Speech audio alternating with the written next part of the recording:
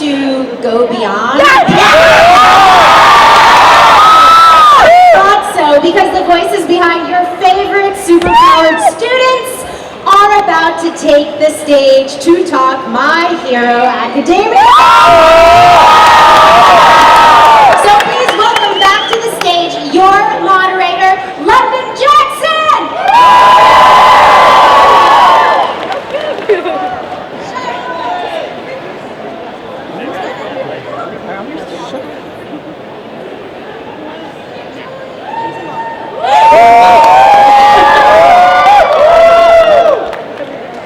Hey everyone, I am London Jackson and I will be your moderator. I am assuming you're all here from My Hero Academia. Yes?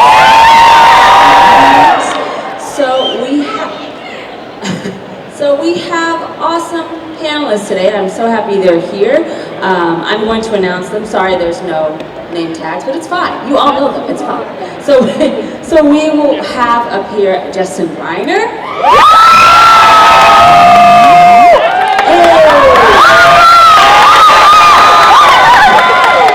Hey! We have J. Michael Tatum.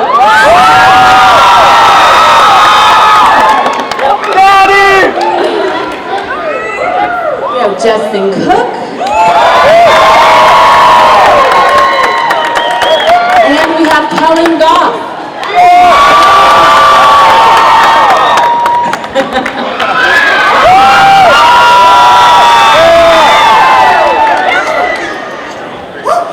Well, thank you guys for being up here today. Thanks for having us. Yeah. Thank you.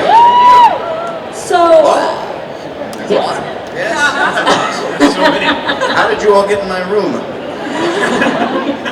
So, first off, I feel like the show has become somewhat of an overnight sensation. The manga sells like crazy, and unlike other animes that have been around, some for decades, this is just blown up. Why do you guys personally think, from working on the show, that this particular anime has blown up in the way, and how is it different maybe than the other shows out there, in your opinion? So we're starting with the easy questions. Wow. Yes. Yeah. And how many pages did you want that, teacher? This show is so relatable. The characters in it are human. These are human stories. We're not just kind of being rushed into like this world where everybody is so, I don't know, just so fictionalized that it feels cartoony. This really feels like humans. They're, yeah, right? Everybody dresses up and like picks these favorites, is that they really kind of see a piece of themselves inside of them. Yeah. Hopefully we're bringing that to the soundtrack. Yeah. I think, to piggyback on that, it's a show about these very relatable characters who are all kind of coming into their power and learning who they are and where they kind of fit in the dynamic, and who can't relate to that. I mean, I do certainly, and it's just great to see, everyone kind of find their niche. It's wonderful. Yeah. And it's nice to see like a whole world with superpowers, because then anybody can be a hero, and that's inspiring to do, right? Even Justin. Yeah, even Justin. Wow. We picked you last in dodgeball. What? I'm overhaul. Give me a break.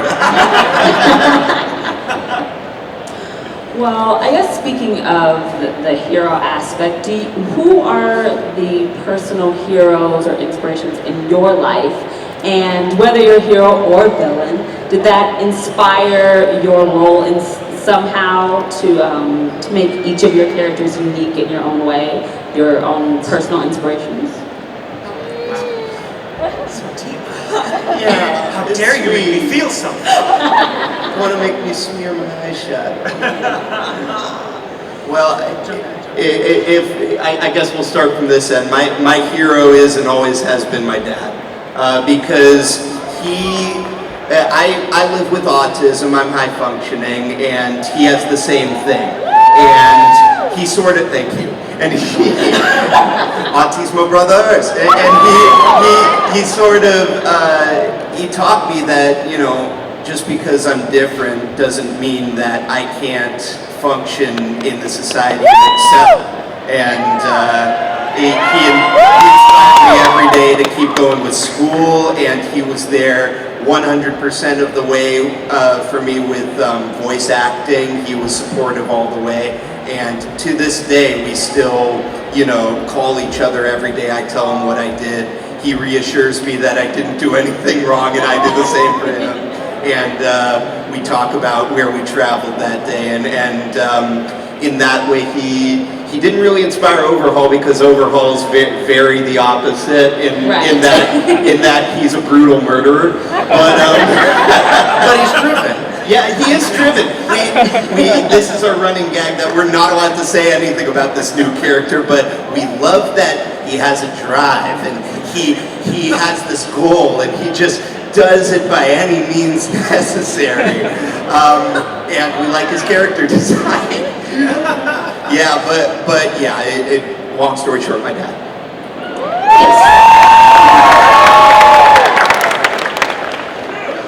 Let's see, I'm a voice actor, and so there's voice actors that I really look up to. One of them in particular is Scatman Carruthers. If you don't know him, you gotta look him up. Some of the old classics, that's kind of where my heart lives, and so... Absolutely, Optimus! So, anything I can do to kind of bring that voice into play, but that's what I look up to, and it just, you gotta, and I think that's the beautiful thing. Every single one of you, I hope you got somebody that you can look up to, that you can kind of follow in your own dreams, and maybe put it into watching how some of these other folks have accomplished their dreams. Maybe somehow that could work for you guys. Love it.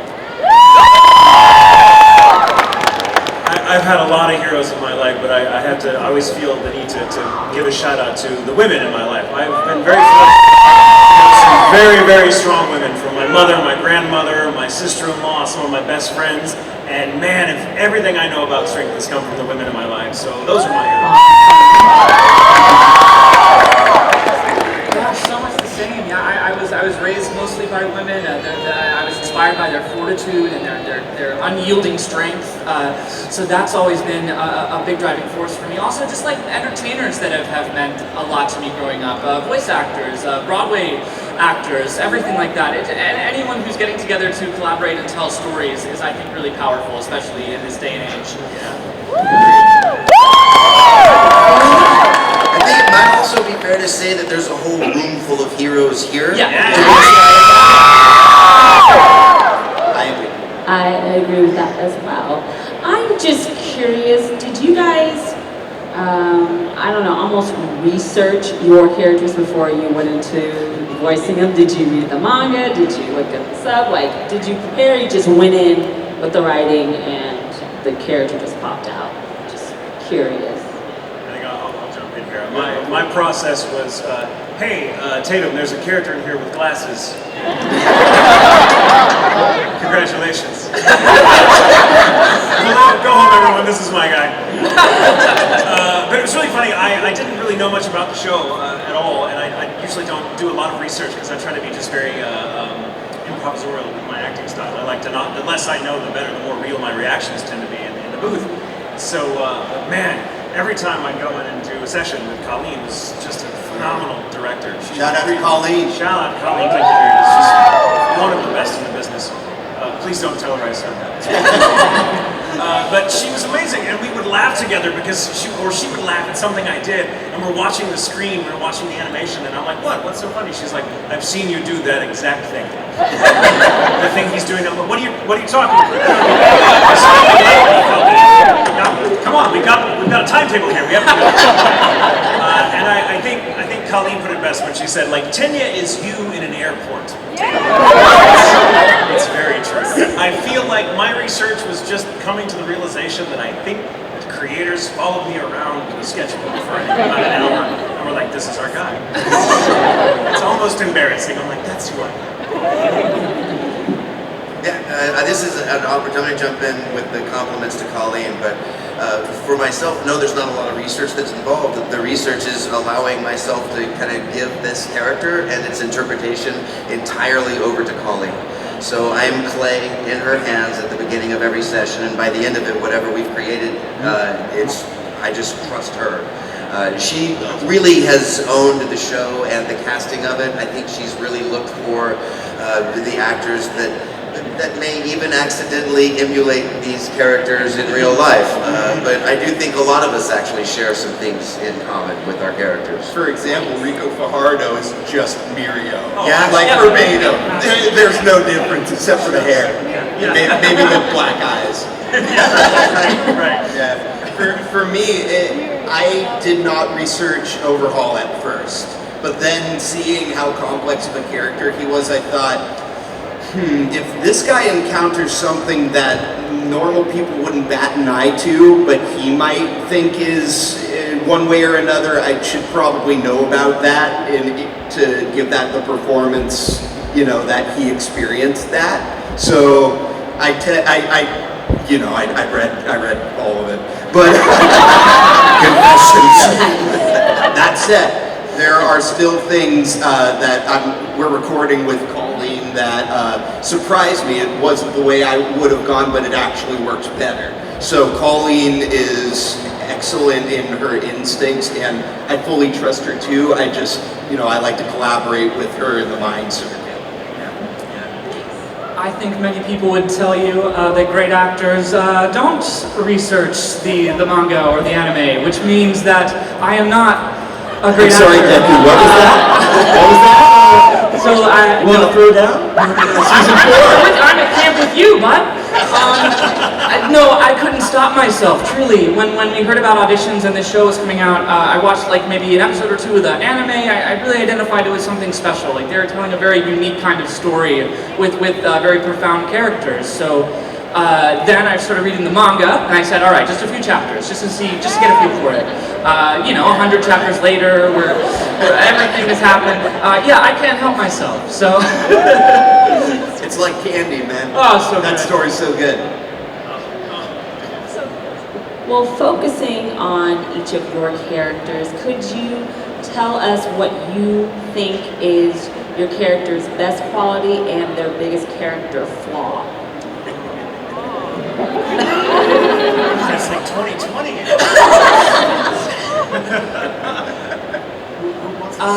Deku has a flaw in that he is selfless to a fault. He will hurt himself and put himself in danger and harm's way to accomplish what he needs to do. And he will hurt himself, brutalize himself, depending on the circumstance. And he's really got to, I think, focus on taking care of himself. A little self-care goes a long way. But as for what redeems him and makes him so special, Deku is sort of a portrait of growing up with mental health and trying to figure out where you stand in the world and struggling with your self-worth and people telling you that you can't achieve your goals or dreams, you should set lower expectations, etc., etc. It goes on. And I feel like, everyone struggles with that in some capacity, especially like creative folks out there have probably heard something like that growing up. And I think Deku is great because he gives you a character to root for that you can see yourself in and that you can see growth and change and progression. And we're all sort of rooting for ourselves growing up, which is really cool.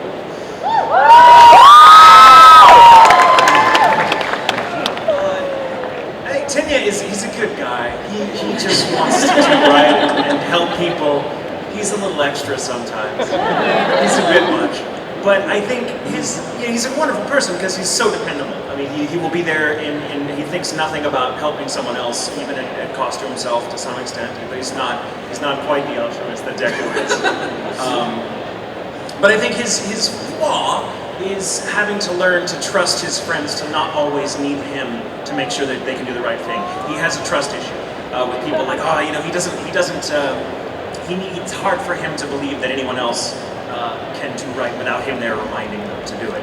So he's a bit of a micromanager in that sense. And I think it just comes from a place of he's not sure about his own worth, so he wants to make sure that he's the one going, hey, you guys know that you have to do this right? Okay, cool. Thank God I was here. Kind of thing. And so he's a good guy. It comes from a good place, but that's been his journey, is learning how to let his friends take their own journey. Nice, okay. Kirishima's redeeming qualities, he's got a heart of gold. This is Get that part too. hashtag, yeah, right? Yeah. Hashtag Kirishima cares. but the trouble that Kirishima's got, and I think Deku shares a little of this too, but he sometimes can't see the forest for the trees kind of a thing into the details, to the extent that he'll forget even to turn the quirk off when he's trapped in the wall. So sometimes having a Bakugo there to help remind you, hey, there's the simple stuff. It's good to have a friend like that. What's good about Kai? Yeah, go on. Well, Kai is I was talking before, Kai is very driven, and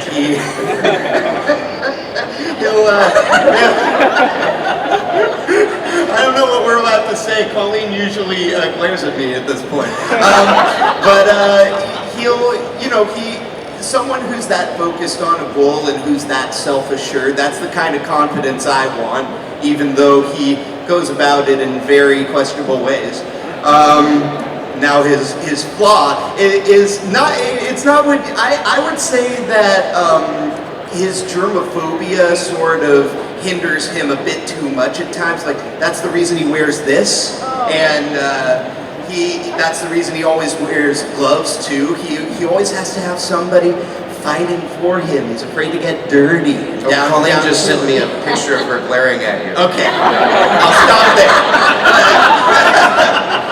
But yeah, that's what I'd say. And now, Colleen, I'm done.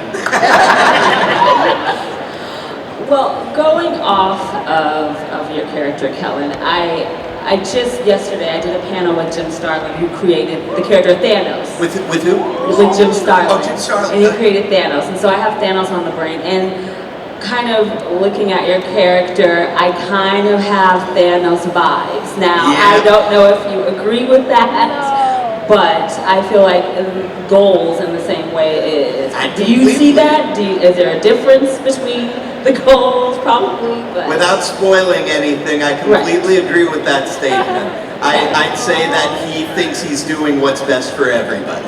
I see. And I will say no more, or else right. you'll get I know another you text. can't.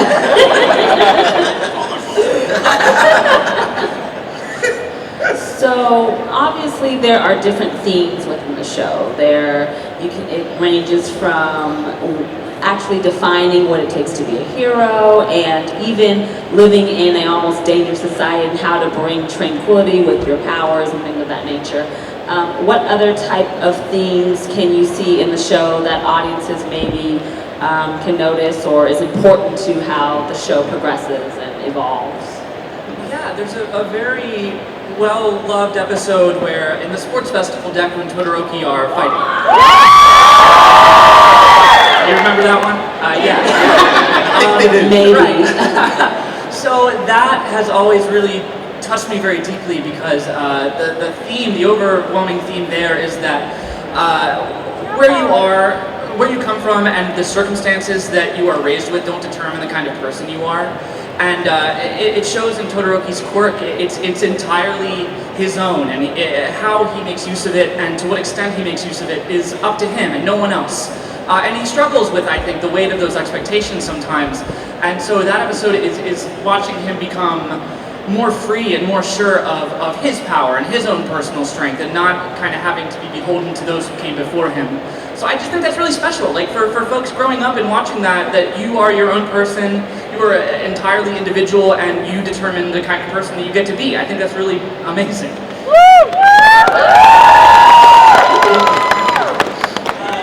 I think it's a theme that's revisited in the show a lot, but for me it definitely stands out in the Stain arc. The theme being that the line between right and wrong is not always obvious, and I think that was a really hard arc to be in. I loved my character so much, and I love Tenya, like he's me. So I have very complex feelings about him, but I would wrap it up and say I love him. Watching him go through that and make those choices, there was this moment, where he had to literally, the only way he could, in his mind, because his worldview is so regimented. This is right, this is wrong, these are the rules, these are not the rules. In that moment, the only way that he could honor his brother was by betraying everything his brother stood for. And that was such a difficult thing that he found himself in that position. And he paid a very high price for it. Thank God he had friends he can trust to not listen to him. So that was a wonderful, wonderful theme.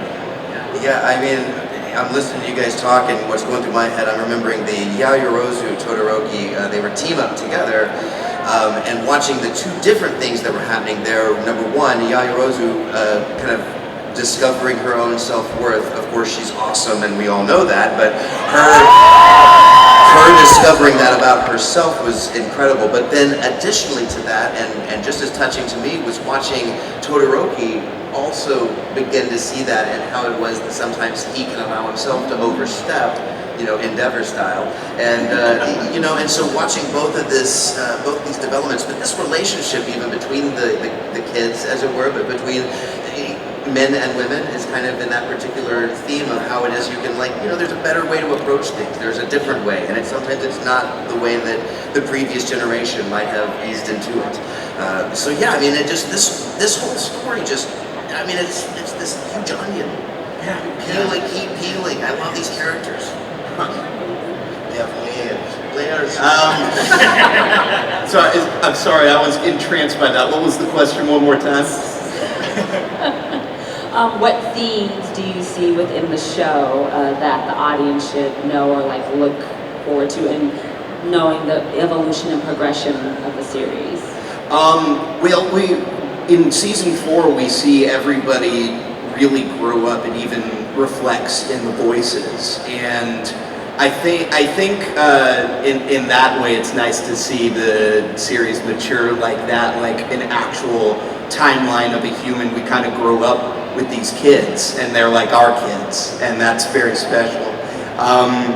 But a good theme is to know your limits. Definitely, you can definitely push, but don't end up All Might, completely injuring yourself. I mean, if it just turns out that you have to save somebody else, there's nothing you can do, but definitely take care of yourself and know when it's time to, rest. Because in voice acting, if we can draw this parallel, if we scream for 8 hours, we should probably not talk for the rest of the day, the next day. Otherwise, we'll sound like this for the next session. So, And we also cough blood.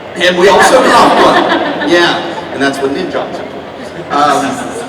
So just knowing when it's time to take care of you, and keeping that balance between giving and staying. This is that public service announcement where we remind you to all take a shower at some point. I love you. Stay hydrated. And it's Los Angeles. Drink water, right? There's a fire. There's haze in the air. You gotta drink water. All of these answers are therapeutic and needed. Thank you. Let's talk about quirks for a minute. I think that is one of the most fun aspects of the whole series. So I was just wondering if there is any quirk that you could pick, either a character that your character doesn't have it, or if you would just want one in real life. What is your favorite and why? Well, in the risk of getting away from the serious answers that we've been having, I'm stealing one of these. I love this. Brittany Karbowski came up with this one, and I use it for the rest of the year. But I would like the quirk to be able to throw a fart at somebody. They won't know who it's coming from, but they'll know it came. She did that. She said that at our panel too. She's like, yeah, if there's a fighter jet up there, you can just fill that cockpit full of fart, and then that's the quirk. I just want to comment on what a treat it's been to watch this person interpret everything. What is fart? Can you show us fart? Of course it is. So expressive. I'm remembering this. Perfect. I remember that. That's the quirk. That's how you do it. I think I want that quirk too. I think the answer I would give is I would love the quirk of never saying the wrong thing. Oh my goodness. Which is not the same as always saying the right thing. I'd like the creative room to decide what that is for myself, but I would love to just know when to shut my mouth. That's a quirk I could use. I would like the ability to, whenever I eat something or taste something, I know exactly the ingredients and the measurements that go into it, so I can recreate it. So many times I have something, just food that's stunning, and I'm like, well, enjoy it now.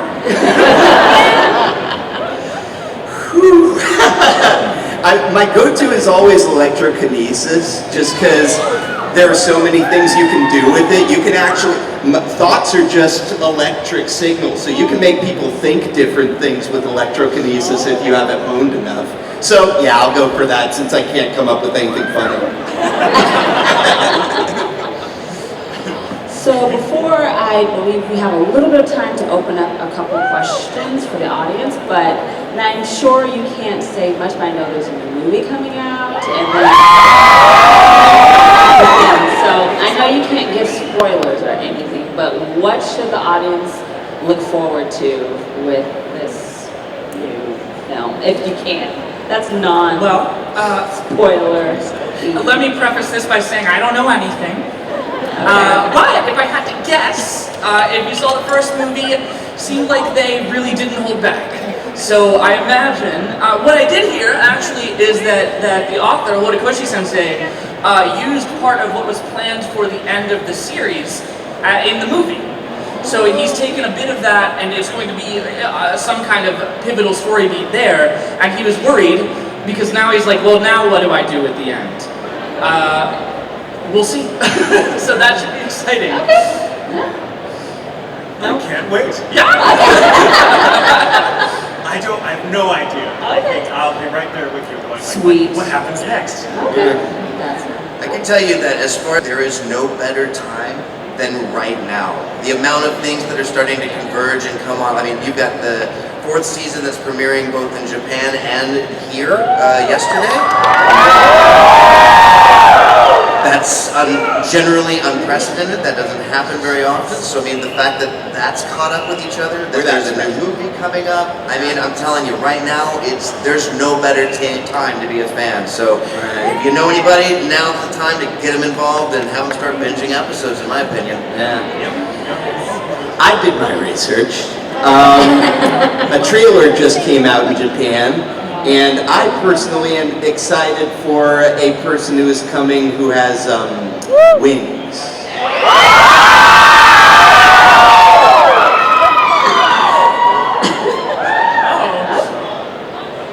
I'll take it. I think we literally have time for one question, and then we're out of time.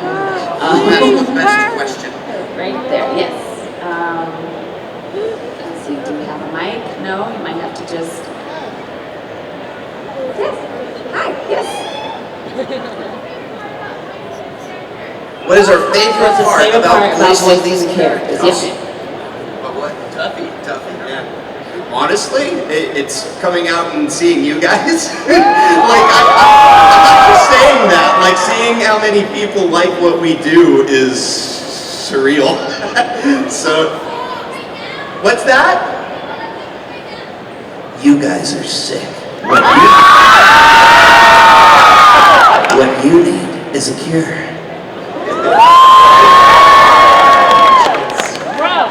You know what? I think my favorite part about voicing Kirishima is just trying to catch that energy that he's got. I really just love that. Everything for Kirishima seems he's excited to be a part of it. This is awesome, kind of a thing. So, yeah, and being here kind of makes me feel the same thing. What's that?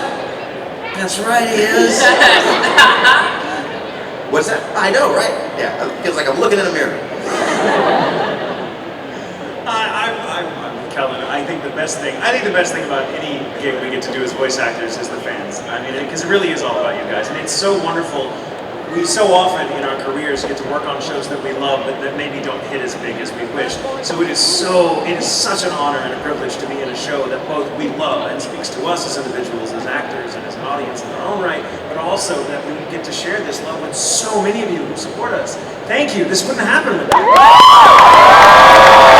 I mean, I like to say this, and it's absolutely true. Without you guys, we're just weirdos in a booth making funny voices. So thank you. It's very validating to know that you guys love it as much as we do. Absolutely. So thank you. It's my pleasure. Yeah, gosh, you all are amazing. I love telling this story that means so much to everybody. I love how everyone who engages with it is so kind and considerate and thoughtful, and it breeds such a uplifting and inspiring sort of viewership, and it's incredible. Like, this is incredible. So thank you all. It's amazing to be a part of this. Well, I just want to say thank you guys for coming up here.